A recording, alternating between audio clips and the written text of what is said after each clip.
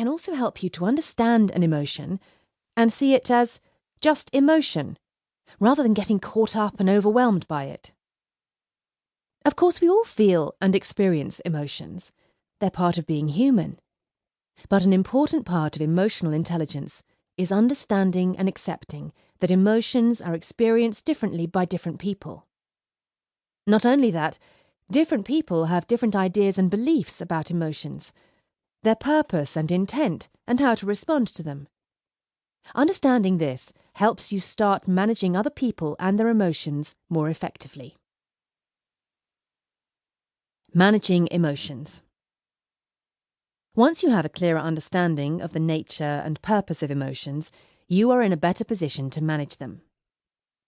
In Chapter 3, you will learn that managing emotions means drawing on emotions to inform your thinking, reasoning, and behaviour. Managing emotions includes knowing when to respond immediately and when to stop and think. Knowing when to rein in your emotions, when to engage or detach from an emotion. Knowing what is, in any one situation, an appropriate or inappropriate expression of emotion, in yourself and in other people. Being able to manage other people's emotions. Knowing how to draw on emotions to develop empathy and rapport with others. People with good levels of emotional intelligence know that managing emotions does not mean controlling emotions. It doesn't involve dominating or suppressing emotions. Instead, managing emotions involves being flexible with your thinking, behaviour, and responses. Being able to stay open to feelings, both those that are pleasant and those that are unpleasant. And because we all experience and respond to emotions in different ways, Chapter 3 suggests a range of strategies and responses to manage emotions, other people, events, and situations. The emphasis is on identifying ways that work for you, personally, to manage emotions and the thoughts, feelings, and behaviour that go with them. By the end of Part 1, you will have understood that emotional intelligence involves understanding and managing emotions, yours and other people's. It's a dynamic process. The extent to which you can understand and manage your own emotions influences your ability to understand and manage other people's emotions, and vice versa.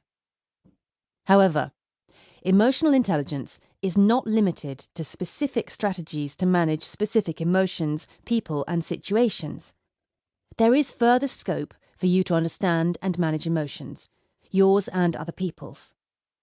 Communication skills, assertiveness, a positive approach, and an optimistic outlook are key features of emotional intelligence. In Part 2, we start by looking at how you can develop your emotional intelligence by developing your communication skills. You will learn that communication is an inherent part, a permanent and inseparable element of emotional intelligence. How come?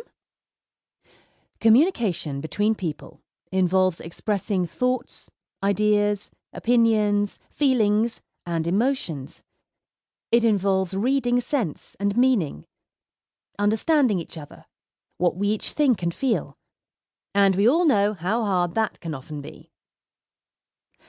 Chapter 4 will help you become a better communicator.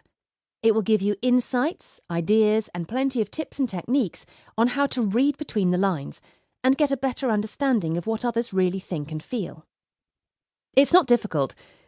You simply draw on the natural ability we all already have to understand what someone else is experiencing, their point of view, their thoughts and feelings, even when their experience, perspective, and feelings differ from your own. This ability is called empathy. And while we all have the ability to empathise, it's an ability that can be improved and developed in easy, straightforward ways. How? Simply by observing, listening, and asking questions. How, though, you might ask, can you better express your thoughts, opinions, feelings, and emotions?